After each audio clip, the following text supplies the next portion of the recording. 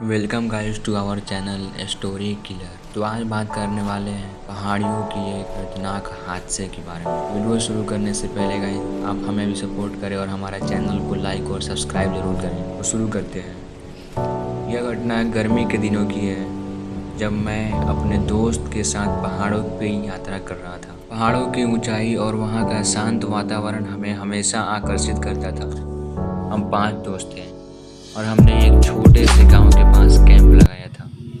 उस गांव के पास ही एक घना जंगल था, जो अपनी रहस्यमय कहानियों के लिए जाना जाता था।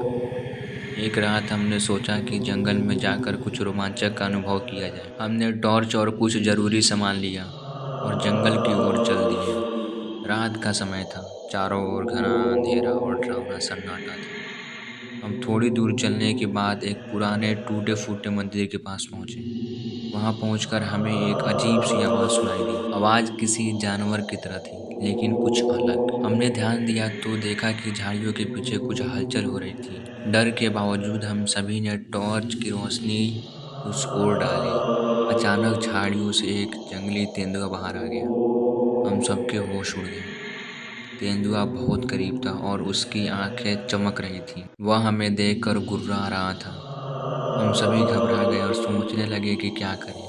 तेंदुआ धीरे धीरे और बढ़ने लगा। मेरे एक दोस्त ने सुझाया कि हमें शांति बनाए रखनी चाहिए और धीरे धीरे पीछे हटना चाहिए। हमने वैसा ही किया, लेकिन तभी मेरे दूसरे दोस्त ने घबराहट में एक पत्थर उठाकर तेंदुए की ओर फेंक दिया। यह हमारी सबसे बड़ी गलती थी।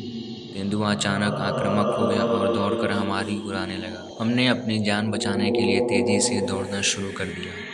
जंगल में अंधेरे और उलझे रास्तों के कारण हम अलग अलग दिशाओं में भाग गए। मैं घबरा कर एक बड़े पेड़ के पीछे छिप गया। मेरी सांसें तेज हो रही थी और दिल तेजी से धड़क रहा था। तेंदुआ मुझे ढूंढ रहा था, लेकिन शायद उसने किसी और की ओर ध्यान दिया और वहां से चला गया।